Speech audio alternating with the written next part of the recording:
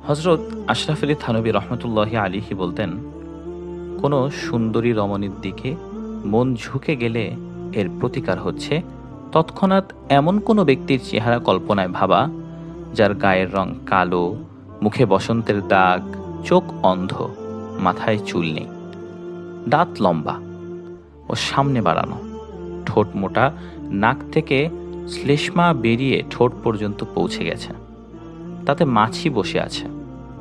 এরূপ ভাবার ফলে স্বভাবগতভাবে কঠিন ঘৃণা সৃষ্টি হবে।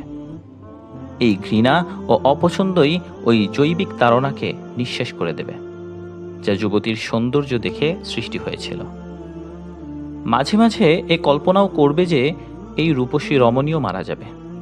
মরার পর কবরে রাখা হলে তার এই কোমল দেহ পচে গলে যাবে, তাকে পোকামাকড় খাবে, তার মাঝে ব্যাপক পরিবর্তন সাধিত হবে।